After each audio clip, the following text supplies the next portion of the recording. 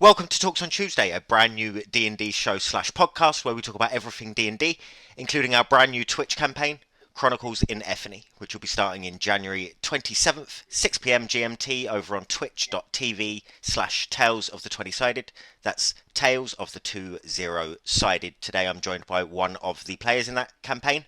Eddie, how are you? I'm well, thank you. How are you? I am good, very busy with sorting out everything on getting this campaign started and off on its wheels that we're going to be following. Talking of Sure. that, you are obviously a player in that, so have a character. And knowing you personally, how you have more characters than you can shake a d20 at. When you make a character, not specifically for the campaign, but just in general, do you have any inspiration that you find? Do you look for things that you have watched or that you're currently watching when you're putting something together? It's an interesting one because I know a lot of people take character creation, they find a character in a show or some aspect that they like and they kind of use it as a basis. But I've never, as much as I watch, as much as I like and watch TV, as you know, I don't tend to use them as inspiration for things. I typically, when thinking of the campaign, I get an idea for something that seems interesting. Normally, some um, conflict or combination of two forces in their life coming together to create some sort of catharsis or conflict point that I think that could be really interesting. But what would that mean in someone's life? Yeah, And I'm a big believer that a person's personality is very based on the experiences they had growing up and the such. So I tend to go back and think of it in that terms. And like, what if they grew up like this? What would be the resulting personality? What would they feel at ease with? What would they feel nervous about?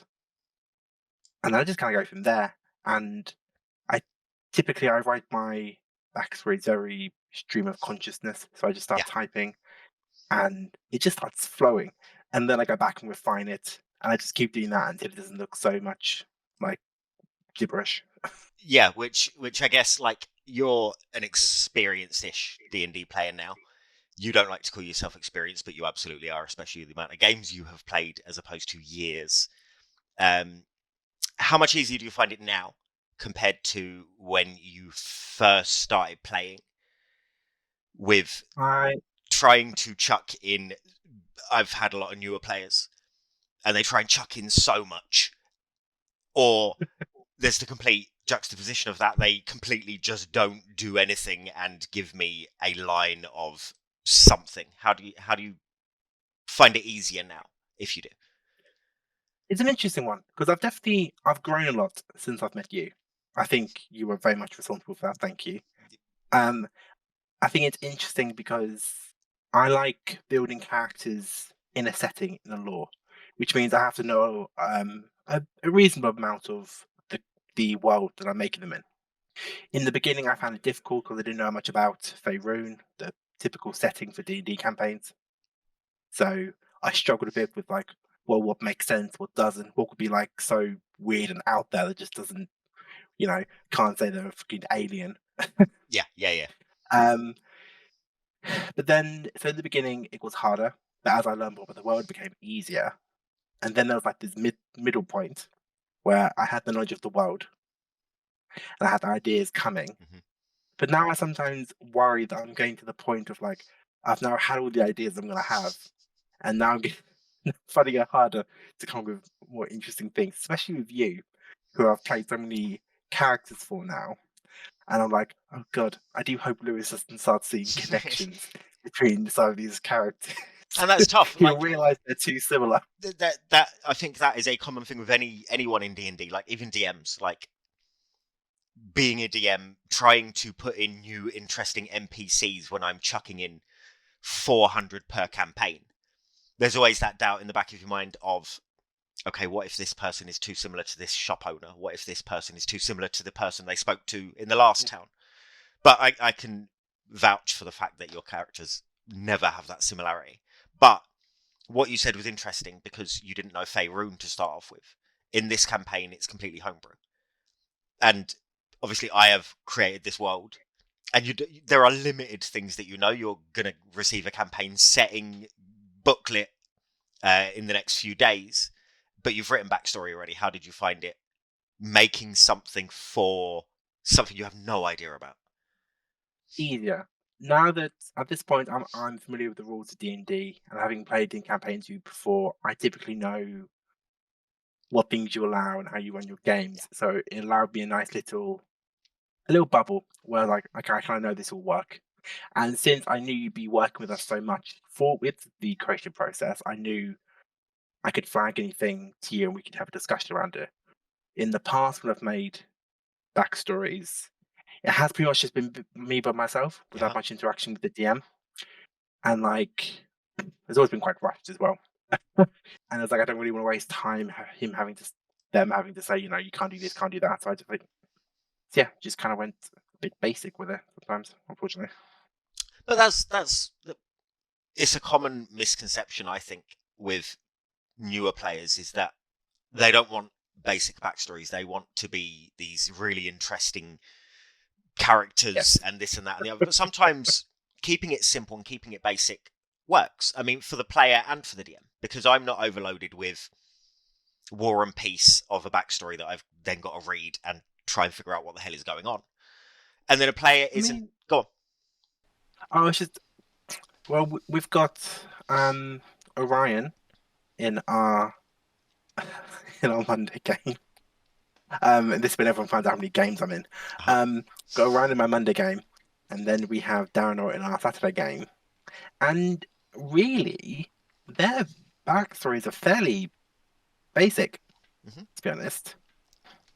And there was reasons for that. There wasn't, you know, Orion grew up in a monastery. There wasn't really any reason for him to have this big, huge backstory. And the fact that he's inexperienced and hasn't been through a lot then now plays into how I'm playing his personality. The shy, fearful, cowardly lion, I kind of think of in my head. He practically is, yeah. Yeah. Um, and then Darren, and he had the typical rebellious youth. Um, though for an elf, that was like that's like 100 years. Yep. Um, which does makes you wonder like how how long is like a rebellious period for like a young elf? It's true, because coming of age at 100, there's a lot of years to get yourself in trouble. It does make me laugh because I think halflings they reach like adult majority at like it's like 8, I think, in Yep. comparison to like an elf where they're not considered adults until 100. I've definitely grown because I used to write such huge backstories, like reams and reams, thousands of words. And there was this advice that I saw from Taliesin Jaffe and Matt Mercer. They're both in the interview, and they pretty much just said that just write what your character knows, and that really did change how I approach my backstories because that's what I've done for Jeremiah, Uh-huh. my new character for our upcoming campaign. Links There's a will lot be of down below, by the way. Links will mystery. be down below. There's a lot of mystery and intrigue in this character, things that I don't know that I'm really excited to find out and see what you've done with. And I like that. I want to be surprised. Yeah. I want to be like with the other players and the audience. I want to be like, I did not know that. That's amazing. See what you're pulling out. But I think I used to write so much of my backstories because I've done a lot of module campaigns. I haven't done a lot of homebrew. Yep. And typically with module campaigns, um, there's not as much of the player's backstory in it. The DM does what they can, but at the end of the day, it is a set story that has enough interlacing plot points. And I think I used to write so much because there were these things I wanted to happen, and like I couldn't guarantee the DM doing it, so I just used to do it myself in their Of backstory. course, yeah, and that's fair, and that's I think what you saw with that Taliesin Jaffe and Matt Mercer thing, I think speaks volumes of one, why Critical Role has been such a success, and two, how much more experienced you can become in that sense with just keeping things a bit more basic and just not thinking about the rest of the world and trying to figure out, right, who is this person? Why are they where they are now? I think you're completely right with the module stuff. From a DM point of view, I do try and fit in bits and pieces where I can, because I like to keep things quite sandboxy anyway, irrelevant of the module. Mhm. But having a homebrew world is so much easier. Even planning this, it's so much easier to look at your characters and think, oh, right, well, I can work this in, I can work that in, that bit I don't really need, I can work this bit in, I can work that bit in. Whereas when you've got the meat of the story is already planned out for you, trying to then work in these weird nuances that these players have written into their characters can be really difficult. Mhm. Because sometimes we've all, as a DM, we've all, and you as a player have probably had DMs that have had it, or had other players say it to you. We've all had that player that comes in who is either an edgelord, or they are someone who has defeated gods or dragons already at level 1. And Yes, they sit by themselves at the bar. They need not friends nor company. And we've had this conversation before, and it's just like, in real life, you would not really want to interact with a person like that. you would not. Like, some person who's just sitting by themselves, it's like, okay, you may try to get a conversation with them. But if they just like rebuffed you, unless like you were really eager to converse with them, I don't know about everyone else. I think I would stop. Well, and that's the thing. There's this whole party dynamic you need to force together at the beginning of a campaign, and someone comes along and says, Mhm. "Well, I don't want to trust anyone. I don't want to speak to anyone. I want to sit by myself all the time." Yes. And in real life, if there was someone in a pub who had a hood on, was sat by themselves in the corner, and I went over and said, "Hello, how are you?" and they just sort of sneered at me or looked at me in a weird way, I would get to Yeah. the other side of the pub and leave them the hell alone. Mm. So fitting that into Just a ignore them. group would just doesn't work. As much as you want people to play the characters how they feel they should be played, at the end of the day, this is a game about companionship and cooperation. And the be all end all of it is that you need to want to be working with people and being in a group.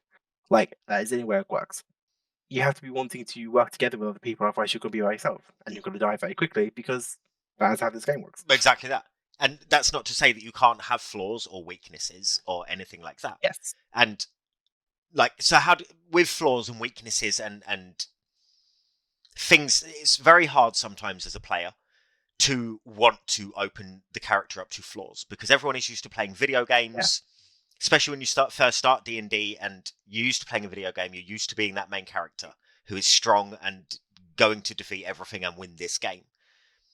In a game that you don't necessarily win, like D&D, how do you handle bringing in flaws and weaknesses to a character that you want to be this hero? Because you do. That's the reason we play this game. You want to be a hero by the end of it. How do you introduce flaws and weaknesses? What is your thought pattern? What is your mindset of trying to introduce things that maybe a new D&D player wouldn't think of? When it comes to how I kind of structure their childhood, to be honest, as I said, um, I think a lot of our personality is influenced by how we were raised and what we've experienced. So with that in mind, as I'm writing their childhood, I'm thinking what areas are they going to be weak on? Like you've got Chiron, who he can be very sweet, but he's very um, blunt and forward thinking, having been raised as essentially a secret hidden in a secret room in the house. Yeah. Um, yes, he had a loving family, but that was tempered with the fact that he was also a secret, and that can be very hard to live with. And he feels like he has to prove himself.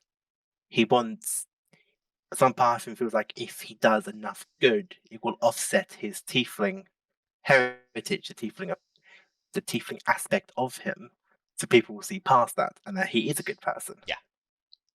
Yeah, yeah. So his weaknesses, he on some level he kind of hates himself. Unfortunately, Mhm. he feels like it's his fault that his parents were killed. He blames himself for the fact that his brothers became orphans, and he's put that all on his shoulders. Yeah. He is a bit of a perfectionist. He's a bit of a masochist. There's a reason he worships at the altar of Ilmater. He feels like if he can punish himself enough, then he can bring some good into this world. And if he's taking other people's suffering, then it's just like what he deserves because he got his family killed. Yeah. And having him in a game like Descent into Avernus, which is what he's in, I think that is a well written character for that module because there is so much evil and because there is a similar lineage to his tiefling background anyway. I think there's a nice situation that he puts himself in where he's surrounded by people of his ilk physically, but then he has been raised in this certain way to hide that. I think that adds a nice touch to some situations that not only he's been in already, but some situations and conversations he could be in the future. I really, really like contrast in a character. I like dichotomy. So with Chiron, you've got the infernal heritage that he has, but you then have a cross section with the fact that he is a paladin of devotion. Yeah. And he is worshiping at the altar of Ilmater. He's all about self-sacrifice, which is not typically what you think of when you think of a devil and a fiend. Yes. You've got Mortimer, who was a hexblood druid, Circle of the Moon. Chaotic. He weirdo. was a chaotic. Yes, he was a chaotic weirdo. Yes. But what I found very interesting about the fact, very chaotic. But then at the end of the day, nature is not chaotic. Nature is very ordered. Yes. Like it's all about rules and laws, and you may not see them, but it is. It is. So you've got the chaoticness of him cross section with the fact that he is a champion of nature, which is very, very structured and ordered, which is what kind of saw in my head. You've got, I can't think of my other characters now. There are a lot of them. You've got Orion in our Curse of Strahd campaign. This one was a bit less clear. The dichotomy is less in his character and more in the campaign itself. Mhm. As a light cleric, I kind of saw the contrast being he is this a speck of light in a land full of darkness. And I feel like his personality is going to be more of a mirror to the universe they're in. Yes. That's why he's so scared, because this doesn't make sense to him. The rules and laws that he understands of the world aren't working. He's just been told that there are no gods here, which is really freaking him the hell out. And again, it's I think that choice of not the race, class, any of that stuff, just on the backstory side, the role playing side. The way you've done Chiron in Descent to Avernus works really well. And then again with this cowardly lion, who is a light cleric and can be very powerful in a Curse of Strahd game, but to have this cowardly, quite weak-minded at the moment character who is pretty much scared of his own shadow at this point go into a place like Barovia, probably at the moment the scariest place in any of the modules anyway. I think that is a very nice choice of having that dichotomy, that difference between not just things in his life, but him and the campaign, and things that roleplay wise you can work off really quite beautifully in some scenes. I want him to grow. Like I want he could be killed here, but like I want Barovia to be his crucible. Yes. I want it to change. I want him to grow. I want him to grow into this stronger person who is a beacon of light. So as we've already gone over, you've played a lot of campaigns with me, or started playing a lot of campaigns with me, and other campaigns, and you have more characters than any person I have ever met in my life. Honestly, I'm laying in bed and like I'm trying to sleep, and then this idea comes to me, and it just bugs the hell out of me until I devote some thought to it, and then I get really excited by it, and then 3 hours have gone by, and he's got a character sheet and a backstory, and I'm sending it to you. And it's 5 a.m, and you haven't slept yet, and you've got work the next day. But this Yes. thing is just going on in your head. Um, do you, when you're making all these characters, and I know that you don't make backstories and stuff for every single sheet that you make, and you have a lot of sheets, when you are deciding a character for a campaign or a backup character for a campaign, what is your process? Where do you start with that? What is your order of doing things? How do you work it out? First, I need a spark. Something for me to. I need the hook. The thing that's going to make this interesting And where do you to look for me. that? Do you look for that in, obviously, with It just modules? Is it like looking through what the campaign is, or is it a something that little just comes bit. to you?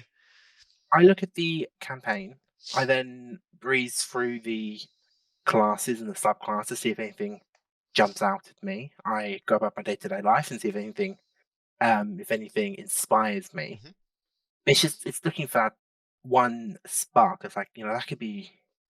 And then if I did that, oh no, if I added that, Hmm. and then it just brick upon brick upon brick Yeah. So then until. you find that spark somewhere. It comes to you while you're laying in bed at 2 o'clock in the morning. You Yeah, start playing around with that until you're tired for the next day's work. You go to work, you do your normal day, you come home, you've got that spark, you've got some bits written down. Where do you go from there? I built the sheet. Where Typically, at what point do you decide race and class? Is that during finding that spark oh, moment? yes, typically. Class can be a bit because I think we think of the way I think of classes is that there has to have been learning and training involved. Like it's very easy to think of these, they just start doing it. But like I really like to think, they would have had to dedicate some time to this, which is why every cleric I've played, they are associated with a church or some kind of religious tutor at the very least, because someone would have had to teach them this. Yeah, At least in my head, yeah, yeah. like if a god contacted the director, I guess it could have been like that, or they found a book or a Hmm. temple somewhere. When I played wizards, they've had to spend some time in some form of university or academy or school to learn what they know. Um, so I think of I'm trying to think of an example. I knew straight away that I wanted to play a paladin for Sent into Avernus. Yeah. I knew with the party being majority new people, I knew we were going to need a fairly strong front line Hmm. to see if we were going to survive this. Yes. So with that in mind, I was like, okay, paladin, lots of useful features that I can use. Not only can they dish out radiant damage when they need to, they've got some healing when they need to, and the aura of protection is very useful. I was like, okay, so he's a paladin. I don't want him to be basic, just like another human paladin fighting for glory. What can I throw in this to make it a bit more interesting? Where's that twist? Where's that contrast? It's like, okay, tiefling. That's interesting. I've played Asimir paladins before, and that feeds quite well Hmm. because divine. Yep. Like tiefling's interesting because they're infernal. They've got this heritage that doesn't typically play into um paladin. And then from there, and there's like Oath of Devotion. That's very cookie cutter paladin. And I like that. I kind of liked. I do think of Chiron as a very simple being. Um, like when he's done with his paladiness, I think he might just retire to a farm somewhere or a tavern and fail at being a farmer because he doesn't know what he's doing. And then from that, I built his cat sheet. So I try to decide. I mean, sometimes my thought, the inspiration is how they came to be. Like, Yeah. why are they this class? Sometimes it's why are they this race? Is there some sort of connection to the campaign? Or sometimes it's some aspect in their childhood. For example, with Jeremiah, the race wasn't an immediate thought. Like at first, I thought he was going to be like a variant human or an elf. Hmm. But when I kind of decided on his class, which is Blood Hunter, um, I thought, okay, what kind of dichotomy can I create? And then that's why I got to Asima, Yep. because I kind of like that. Yep. And we spoke a lot about how we could kind of work his the ritual that one goes through to become a blood hunter and how we could work into his backstory. Yep. And there, from there, just kind of kept building. Um, I mean, I spoke to you a lot about him You You did. definitely helped me make did. this one. That's I find that's one thing that we have done a lot of games this year, me and you personally, with a lot of newer players. With a lot of newer players, I think that they don't realize how much the DM can help in that backstory element. Yes. I've had people that I've said, if you need any help, just let me know. And then it comes to it and no one has sort of written an extensive backstory or done anything like that, because I think they're scared to ask and they don't realize how much everyone sort of plays a part in doing everything in this game. I kind of think of it like threads, like stitching or knitting or something, like weaving a tapestry. Mhm. You need to know what threads you can use, and it's so hard to do that when you're a new player because you don't know what threads there are to use, which is why I struggled in the beginning. It Yeah. wasn't until I learned I could use this piece of string and this weave and make it together like this that I kind of found my footing when it came to backstories. Yeah, and it can be difficult, and that is one tip I would give to newer players when you're writing backstories or trying to think of something that your character can be, something that you find interesting. You want to develop this little backstory that they've got, and this thing that will make them interesting and set them apart from other characters and NPCs. Is just speak to the DM, because that is, although they are there to be in the game in this collective narrative that we have and ensure that rules do get followed, they're also there to help and guide with that sort of thing. When did you realize that? How long did it take you to realize that it is quite important at times to speak to the DM and see what's allowed, see what can work, see what doesn't really work? I've been very lucky that so far I have had positive relationships with every single DM I've ever had. Like, I've been really lucky. I'm not sure what I mean. I've always been a bit of a teacher's pet, so maybe I'm just naturally I don't know. They subconsciously see this that I'm being very respectful, and something I learned pretty early on. I think I've been just very lucky, and I'm not saying that every single one of my DMs is going to redefine what it means to be a dungeon master. They're definitely all over the spectrum, Mhm. but they have all been good people and nice people, and I think I've been very lucky. I've yet to have actually no, we had one DM who was. You're going to need to elaborate on that right now. So I did. I have played a number of paid campaigns. I mean, when I started D&D because of the pandemic. Yeah. And as a lot of people did. And in my head, I kind of thought, like, if I want like a really good D&D experience, so maybe I should be paying for it. Maybe if I pay for it, I get quality. That's not the case, everyone. It's not. Unfortunately. My mind was changed on that very, very quickly. But I started playing with this dude, and it was a Wild Mount campaign, which I really wanted to love because it's Critical Role. And yes. I started watching Critical Role, and I loved that. I was like, oh my god, this is my chance to be in this world and do stuff. And it got weird. Really, the DM had a player character that they were playing. He was like a fucking god, which made playing a bit boring. Always And the way. He was hyper fixated on this female player and her character in a really, really creepy way, and he kept trying to create ways in game for their characters to have to get together and potentially marry. And it got really, really, and like I didn't realize at the time, but he had put a lot of restriction on the other players about what they could play in terms of race and class, and really pigeonholed them. What kind of restrictions? You have to play this. Oh, telling people they have to play oh no. Oh no. Because it's one thing to be like, the party could do with a healer. Yeah, or there's another thing to say, right, this is the game where I'm running, these races are banned for X reason. Yeah. It's another thing to be like, you have to play a divine sorcerer. Wow. Who is Drow from Jorhas. Oh my. Because he had this narrative in his head that he wanted to do. That's, Yeah. And this is the thing, like, It's weird. I didn't intend on giving DM tips in this. I'm not any high and mighty DM who thinks they're this, that, or the other. But anyone who wants, thank you, anyone that wants to DM, or any DM that is watching this, and I hope none of them that are experienced are watching this and do this stuff, stop being DM PCs. Just stop. It's just not. Obviously, you have to run NPCs, and sometimes the party makes you bring them along. And that's fine. But there is a tip which is very easy that I can give anyone on running a DM, an NPC that goes along with the group. Give them the back seat. Do not let them make decisions. Do not get them to be leading the party, because you know what is around the corner. The players don't. So I have, running Descent into Avernus, I have at the moment 4 NPCs that are constantly with the group.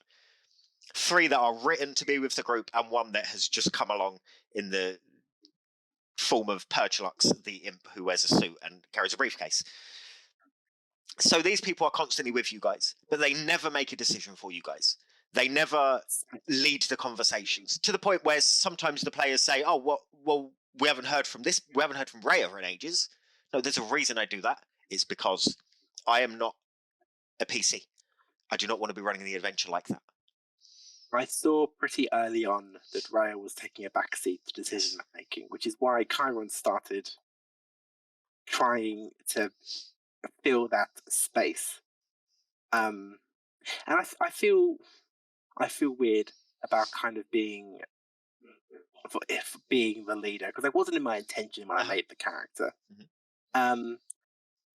But I don't know if it's experience or just because of who Chiron is, but I do find myself becoming the leader in a lot of the and that's the thing. That's why, like, if you are a DM and you are wanting to run a DM PC, don't be a DM, be a player, because you obviously want to be a player, because no DM that is a DM does that. But yeah, with these NPCs, I think it's really important to realize that, yes, like, one of the players will take over as being that natural leader. It happens in every single group. If not, even if you don't fall lucky and get 2 or 3 of those people that will happily make decisions and get the group to go in a certain direction. If you are running a DMPC, I know where all of the traps are. I know where all of the hidden doors are. I know where the enemies are coming from. I know everything. So there is no point in that person leading, because otherwise there is no element of surprise for you guys. It just ruins it for everyone. And you will find yourself... I hate when one of my NPCs finishes the combat. I don't like that. It happens sometimes. I can't help that. I try to not have it happen, but I hate when it happens, because I love giving you guys the "how do you want to do this? Finish them" moment of describing that final kill. And I don't want to be the one doing that. But there are DMs out there who do want to do that. So any players listening, watching, if you have a DM that has a DM PC, leave that game. That is the only advice I can give you, because it's only going to go badly. Yeah, because it's just not fair. The DM PC knows where all the traps and everything are. The DM probably won't want them to be killed, which just creates a really unfortunate balance of power. But this is the thing. The only reason for a DM to have a PC in the group is because of lead character syndrome, main character syndrome. Because they want to be that deus ex machina.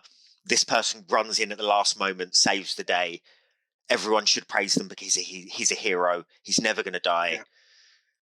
And yeah, that's all I can say about it. I need to stop ranting about it, because it's one of my big bugbears, is that I absolutely hate it. It really annoys me. Talking back to the point we were on originally, before we got sidetracked, you'll make your sheet after you've found that little spark and that little bit of inspiration. Yes. How do you balance min-maxing versus RP? How do you find that fine balance? Because we all want our players, our characters, to be strong and to be having these cool skills that are going to be great, that are going to work in key in situations and come in clutch. But how do you balance that with having them weaknesses on your sheet, having them bits that maybe are a little bit susceptible to weaknesses and to damage and to falling down and possible death. With great difficulty. I don't know if it's a perfectionist aspect of myself or wanting to excel, wanting to do well. I do struggle with this. Because I love roleplay, and I do make sure my characters are the characters that I want to play. But then I do struggle with the fact that I want them to do well. Yeah. But it's like with Chiron. If I wanted, at least in my head, if I wanted a really good damaging paladin, I would have gone with Oath of Vengeance. But it just didn't really fit with my idea of him. Yeah. I wanted someone kind. I'm not saying that Oath of Vengeance paladins can't be kind, Mhm. but I didn't want this huge evil that he's sworn vengeance on. I didn't want him consumed with trying to get the boss, get that bad guy, right this wrong. I wanted to be a lot more warmer than that. Yeah. I wanted a lot of his anger and hate more directed inwards than outwards. I wanted it to be more internal, which is why I went with Devotion, which is all about second chances. And I don't think Chiron's realised that does apply to himself. Yes. Yeah. I don't know if he'll ever realise that. So would you say that is the thing that you struggle with most when you're doing the process of building a character? Character creation. Yeah. I try to make it like 75, 25%. So 75% of role play, 25% min max, but I think at worst I'll make it 50-50. I don't think I've ever made a character which was made purely for the sake of min maxing. Yeah. I think in the linguistics in D&D, I think the word min-max and power gamer get confused very easily. You want to be as strong as your character can possibly be. That's fine. Yes. When it gets to the point of wanting to win the game, wanting to do anything to bend, break the game, the rules, to be this main character, this person that wins the day, the person that saves the day, that's when it gets into bad territory. Doing things for roleplay is great, but you still want to be as strong as your race, class, subclass can be, because then you are maximizing what your character can do potentially in a combat situation. And which is just a natural thing most people would experience. Of course. Especially when it's life and death. Like, yes, and death happens. I was going to talk to you about death, but you haven't had a character death yet, have you? Yes and no, technically. So we had a Wildman campaign. It was actually the campaign I was talking about before. When the problematic DM left, another DM came and took over. Okay. And he did really well, but unfortunately, he took us to Islecross. I don't know if you remember that. Yes. Back in the north. Yeah. And we came across this dungeon that had interactive hours. We went in there, killed our barbarian.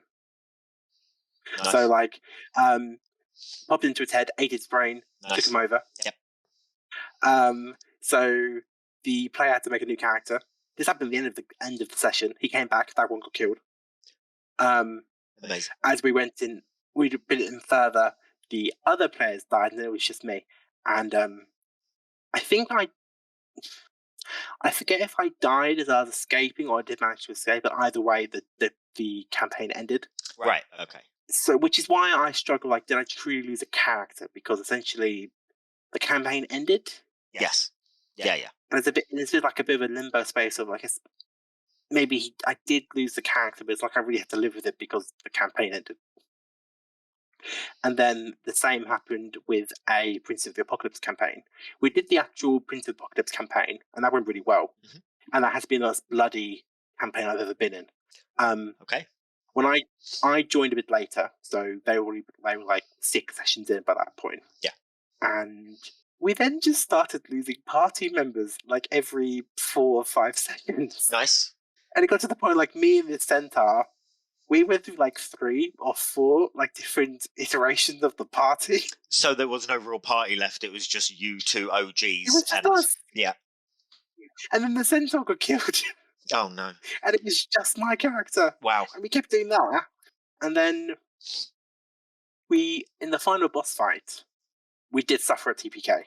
And however, the DM decided to redo it because he was a bit like, we've gone all this way, it's a bit unsatisfying for all of you. So did he retcon the situation, or did yes, he? He retconned the TPK and gave us another chance. It's an interesting way. Nothing changed. Well, we got a long rest beforehand. We already we'd gone through an entire dungeon at that point. This dungeon is horrible. Mm-hmm. I don't know if you've ever looked at Prince of the Apocalypse. I've flipped. It's very elemental based. Yeah. And like in the final, and this fire person, but the very environment, just standing there, you take fire damage. Okay. Yep. You're taking passive damage of like 20 to 30 points every turn. Right. Okay. And the thing's immune. And if you go near it, you take even more passive damage. Okay. Good stuff. And yeah, half the party got barbecued within the first 6 rounds, just some passive damage. Jesus. Everyone had burned through like spells and everything by that point. Wow. And we all died. And it was a bit like, so we did it again, and we won. A lot of the party went down. Yeah. I was able to heal. They were making death saves. I was able to bring them back. But then the DM was like, let's continue, because I'm really enjoying our group. I really enjoy your characters. So let's just go beyond the end. Yeah. So we did that. We went to this vampire castle, and we got TPK'd. Amazing. And that's the end. Yeah, that has to be the end at that point. It has to be. But then again, I lost the character, but then the campaign also ended. Right. So I'm a bit like, I don't feel like I've lost the character, because I haven't been like, I've lost the character and I've got to make a new one. Yeah. There's a difference between that and the campaign ending and playing on but joining with a new character. How have you felt? Because obviously you've had, with my campaigns, you've had characters, not your characters, but other characters die. How do you feel about that kind of scenario? Obviously you can't talk firsthand of you having a character die and then bringing a new one in. But how do you feel about when a new character does come in? What are your thoughts around that scenario? How hard is it to try and embed that person in? What are the struggles with it? What do you like about it? What's your opinion? It's always a bit of a tricky situation, because on one side you have to let them in. Like, it goes back to the whole, you have to play a character who wants to be a part of a group, who wants to work with them. So at the end of the day, the character has to join the group. Yeah, that's kind of the point. It's just at the same time, but I feel like we should be realistic and we did just lose. It's like with in Clash of Strahd, when we lost Darissa. Yes. Mortimer did. Yes. Yes, Sheree, you know. Yes, our fellow player Sheree. We had this combat in Clash of Strahd, and we got to the end of it, and this is not all of us, but instead of taking a long rest, we decided to explore this house. And we were all quite spaced out in the house, and Darissa, Sheree's character, noticed a trapdoor. So like any D&D player, they went to open an investigator. Unfortunately, it was booby-trapped with poison. We were all very low on hit points. Darissa unfortunately succumbed to her wounds. Yes, and then and there, in the first damage. And none of us noticed. We were all too far away. We couldn't hear anything. And yeah, and it was helplessly one of those situations where the dice gods had just decided Darissa's fate, because perception checks, all of them were very low to hear what was going on. And then, the way I do death saves is so that only I can see the roll. We play on a VTT, and we can do it where the player rolls, but only I am able to see that. It's called a blind GM roll. Darissa rolled 2 natural ones on her first 2 death saves, and unfortunately, dice gods decided her fate in many And situations. I think that that thing that you did take upon yourself in that regard of not just instantly taking to a new person because you were sad about the old person, I think that's very true and realistic to how it would play out in real life. There are times when I wish more players would do that, and I don't mean that in any disregard of players that I have now. I just mean in the D&D universe itself, because there are people that would just welcome someone with open arms. That's naturally how some people are, but then there are others that would fall back and be like, well, that's great, you're going to come along with us, but I kind of miss this person and I don't really trust people straight away. it needs to be managed really well. My mind goes to Critical Role, and when they lost Mollymock, Yes. they were on a mission. Like, this was during something, and it kind of naturally made sense because since they were trying to rescue back their party members, it makes sense that they would get help Yes. from as many sources as they could, which is why it made sense that Talison's second character, Caduceus, came into it, and that all fitted quite nicely together. And Caduceus was very respectful when they went back and visited Molly's grave. Yes. I think the issue with what happened for us was that we weren't kind of in the process of anything. It was very much these new people essentially just being like anchored to our party Yes. and kind of had to. Yeah. Yeah. And because of how the situation was, it wasn't really like a natural coming together. It's just like we kind of had to accept them. Yeah. Doris's character was more because we were on a mission for the Druids at that point. Yes. And it made sense that you came with us. It's like with most things, it's how you manage the move, manage the integration. Of course, and it can be very tough for a DM. Streams like Dimension 20 or Critical Role and these big companies now that make D&D, I suppose it can be a lot easier for them because they're putting on this dramatic show for an audience. So if a player is missing for a couple of weeks, that player might miss playing D&D, but they're doing it for the greater good of this campaign, for their audience, for that stuff. Whereas playing a home game, if someone's sitting out for 3 weeks, that player's going to be a little bit like, well, I just want to play D&D. So you have to kind of just force a move to get them playing again next week. Because as a DM, I'd feel bad if someone was sitting out for a month whilst we figured out a natural, proper integration of a new character. I'd feel dreadful. I think death in D&D, death is sometimes a bit too easy. When you've got things like Raise Dead and Revivify and Resurrection, the concept of death becomes a bit more meaningless. Yes, unfortunately. And the way you handle death saves, and because you incorporate how Matt Mercer does a similar. It's not exact. It's not exact sort of DCs and stuff, but it's the same concept. Yeah. And you kind of have to work for it. It's more than just casting a spell. You have to do stuff to encourage the soul to come back. Yes. Which adds a nice element to it that kind of raises the stakes, adds a bit of gravitas to the situation. Because when you can just tap someone, and they back, it kind of cheapens the moment a little Absolutely. bit. And that's one thing that I wish. I think Critical Role are the ones that sort of introduced that. They might not have been the first, but they're the most out there that do it. That sort of working to get that revival and that bring someone back. And I think that's something that WotC should look at possibly implementing into the 1D&D or whatever they're calling the next iteration. Because I completely agree, it does make death completely not even thought about, not a threat, when you get past a certain level and it's so easy to bring someone back with no consequence. Apart from minor consequences of like your ability checks and saving throws are less with certain spells, but that's really nothing with the fact that you can just keep bringing people back and having no issue. And I think that's definitely something WotC should look at moving forward.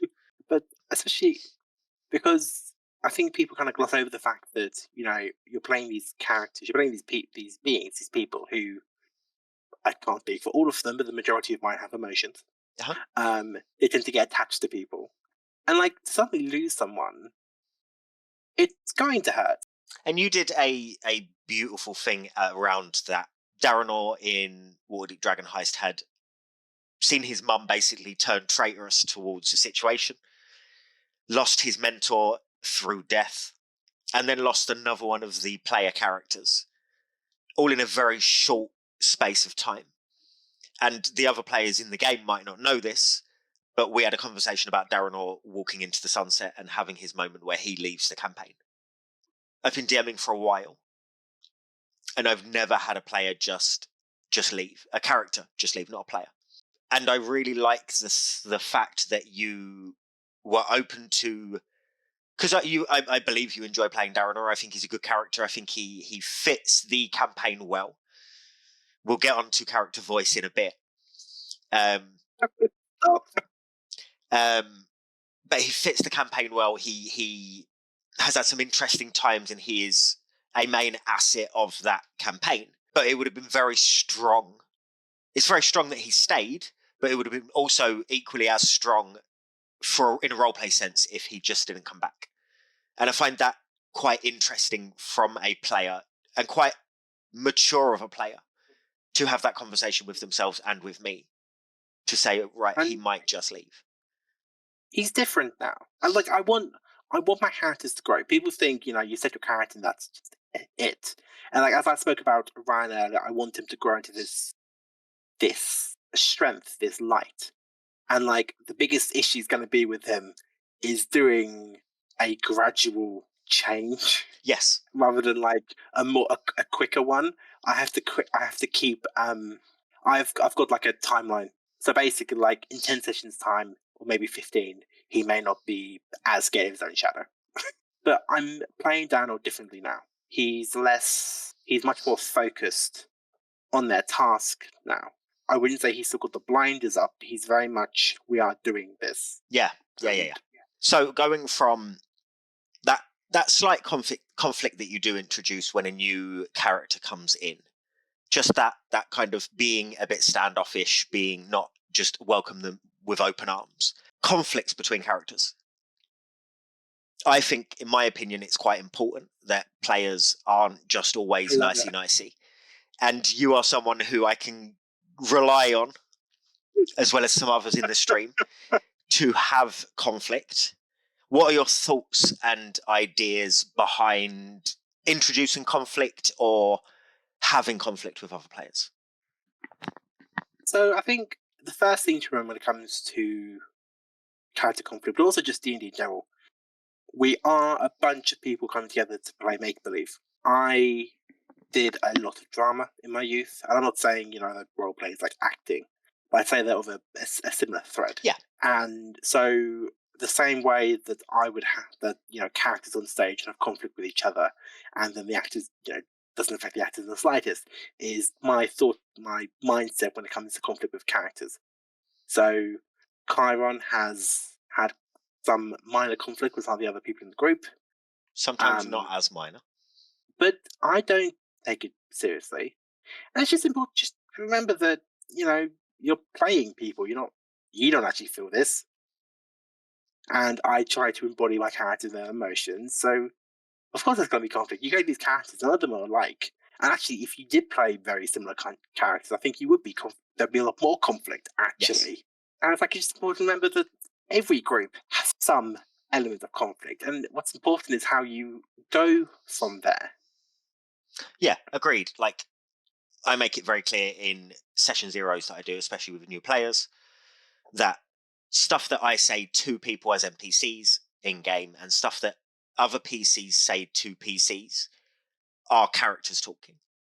They are not slights on you yourself as a person. It's nice in the conflicts that have been had in games for the players to be laughing and joking afterwards. And after this quite heated at times, name calling, lots of swearing, discussions. And I find that interesting. I find that quite fun to introduce these conflicts. It's something that not a lot of players, quite a few players aren't very comfortable with, because they're coming to play and have fun and just have the fun side of D&D, but then introducing that conflict, introducing those arguments, adds a new level to that roleplay. something we've touched on But slightly, to move on go from that side of things to probably your favourite subject. on. Putting on voices, character voices. Now, we had a chat last week, I think It was last week, yeah. in vein of something that annoys me personally is people's issues with character voices. And not issues with doing them. People can do them, people can not do them. That is their choice, that is their prerogative. I am open to any of my players trying to do voices if they want to, not doing voices if they don't want to. That is absolutely fine. My issue with it is when people call out Matt Mercer effect at any opportunity that they get. Because I have an opinion on the Matt Mercer effect, and my opinion is this. Matt Mercer is in the mainstream, and he's going to have an effect on people. I get that, that's fine. But any good DM will have that effect on players. And I'm not giving myself credit again for my DMing abilities, I would like to say I'm a good DM. But if someone goes from my style of DMing to a DM that has a completely different style of DMing, that the player might not prefer as much as my style of DMing, I have then had an effect on that player who won't enjoy that game as much. Yeah. That is not a Mercer effect, that is a DM in general effect. I understand that the Matt Mercer effect does affect newer players. The issue that I had recently was in a Facebook group, and someone asked innocently, as an experienced player, wanted to get involved with games where people were putting on voices. The amount of stick that person got unfairly from people calling out Matt Mercer effect and saying that people are too hung up on people doing voices really got my back up. Because as someone who has played for however long you've played for, 3 years, 3.5 years, however long that is, if you choose that you want to be in a game where no one puts on voices, including the DM, that is up to you. If you choose that you want to look for a game where everyone puts on a voice and you are immersed in that way of how you want to play that game, again, that is up to you. If I want to put on voices for my NPCs and put on voices for any characters that I play, that is up to me. If a DM does not do that, that is up to them. I would not criticize anyone for doing or not doing that. What I'm putting out to the masses is just let people play their game the way they want to play it.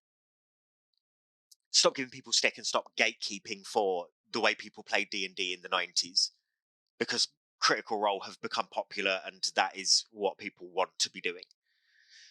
But anyway, what is your thoughts and feelings on putting voices into characters? This is more for, I think, newer players who do see the Critical Role stuff and think, yeah, but then people put on voices and I can't do that stuff and that scares me and all that stuff. What is your thought and feeling on it?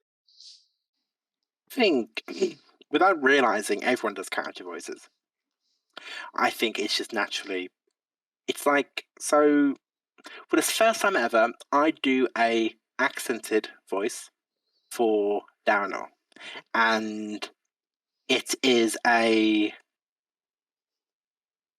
South USA kind of accent, Texasy country type accent.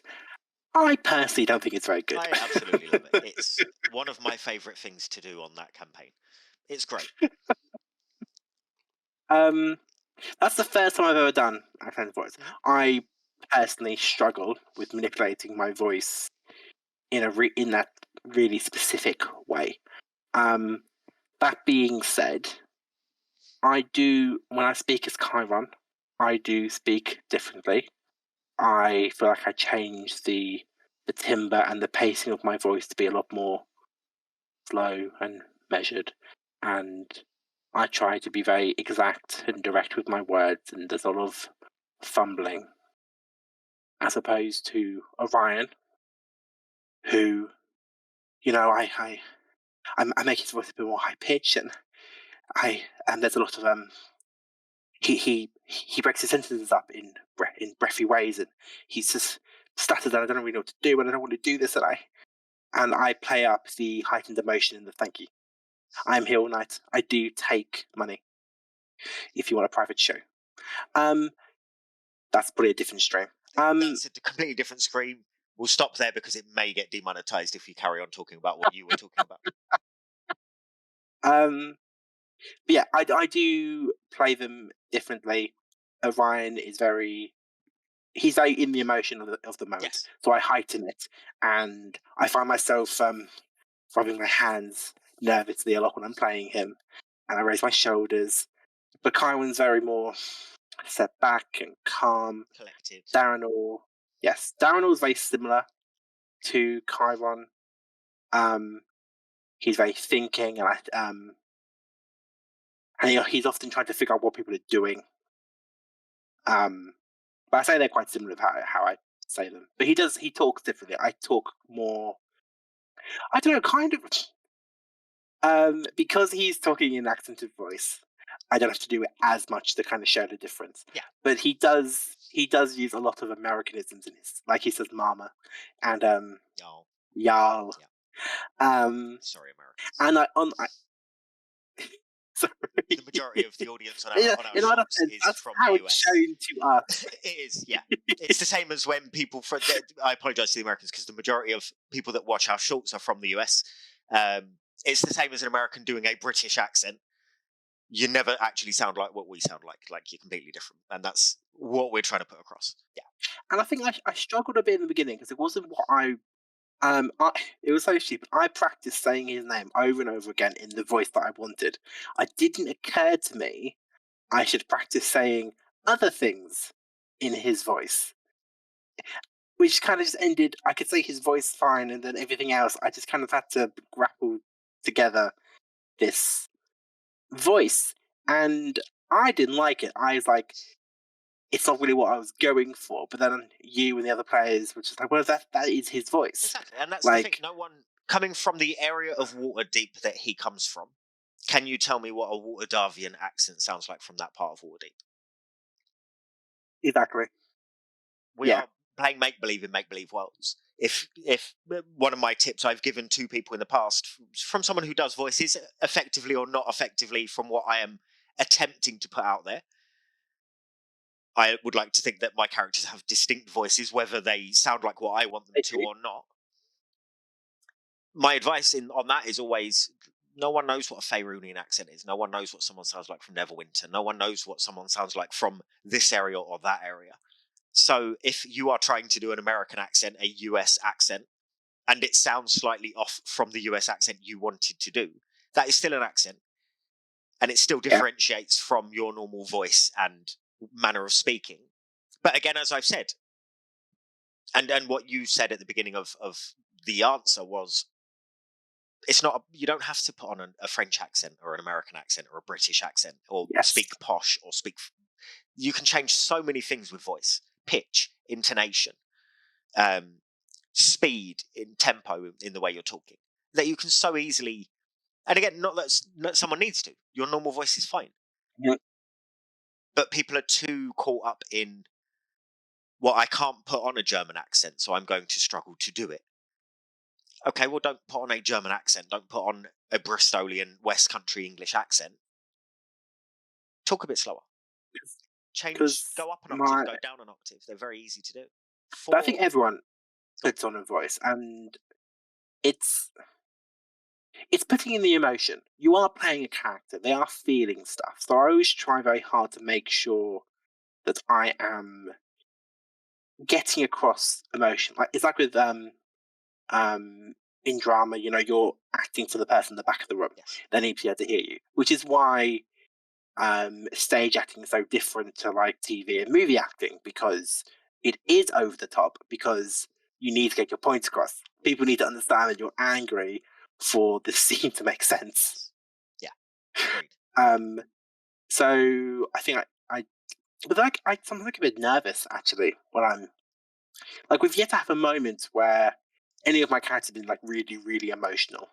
And I'm a bit nervous about how people are going to react to that, because like I don't want to yell into the mic and everyone be like, but yeah, I don't know how that's going to happen. I think if it happens in the stream, then I'll do it. But like, yeah, talking of the stream, twitch.tv/Tales of the 20-Sided.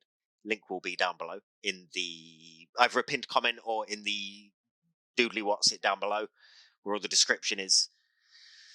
I mean, we're filming this on the day we're filming this is only 20 days away 20 days. until our premiere on Saturday the 27th. So, rounding up characters, if you have even experienced players, newer players, anyone really, what are your best tips you can give out from Eddie on how to build immersive, engaging, good characters? Okay, the first tip I'd say when it comes to writing backstories, and I am taking this from Taliesin and Matt, but when it comes to backstories, write what your character knows. Um, it gives your DM space to work and have fun, but also it gives you a chance to be surprised and amazed and oh, I didn't realize this. And it also just cuts back on how much writing you have to do. And how much um, reading the DM has to do. yes. Also, for more experienced players, sometimes simple is better. I had this character concept that I thought was so cool. It was an Out of the Abyss campaign. He was a drow, and I had this idea that he was raised in Menzo Barazin. I think that's the name. Baranzan. That's the one. And he was part of a raiding party. He's gone after this rogue drow who's escaped from them, and had this whole battle. They raided this village, and he was fighting this dude. He was fighting this rogue drow who's gone to the surface, and the building they're in collapses because of the battle. And this person who's a wizard, they cast Modify Memory on him, and just like wipe out all of his memories. And then he perishes in the attack, and someone casts Reincarnation on him, which turns him into a human. Amazing. Very in depth, lots of stuff there. It was so complicated. I made it so freaking complicated. Convoluted. Yeah, it was so Yeah. twisted and knotted, and it was just like, well, it's not like the worst idea. And I love the idea. Like we're talking about this before. There's some spells, like the higher level spells, that like I really wish I could use those in a character story. Yes. Like Modify Memory. Yeah. There's another one called Imprison or Entomb. I forget what it is, but basically you can like imprison someone like below the earth or in chains like a length of time, or put them to sleep, or put them in a demi-plane. And it was just like, this would be really cool, like openings for like an introduction to a campaign or something. But yeah, for the more experienced players, simple can be better. Like, be novel. Like, everyone has a dramatic backstory. Maybe you're the one who doesn't. Maybe you had like a really fine, happy childhood and you just wanted to adventure because you wanted to explore. You will set yourself apart from all the other players in the party if you do that. You want a character you like, you want a character that you want to play, so make sure you find them interesting. For a prolonged And amount of time. yes, it's okay if you choose certain aspects of your character because you know they're going to do well. Like, I think it's a shame, like when it comes to weapons, it's a real shame that some weapons do less damage than others, because I think it really does limit how you can create a character. Because like I love the idea of like a character with a whip, but like you're gonna just be outpaced so quickly. Because I think a whip does like D4 damage, and it's just like when you get to like level 17 or level 12 even, you're gonna be really outpaced by everything else because you're just doing potentially like a D4 worth of damage. So yeah, it's okay to make a character that you know is going to be strong. It's because, like, if you think about it, a person growing up, like, especially if they're a fighter, it makes sense that they would choose the path that would make them the strongest or the best. Like, it's okay to take that path. Like with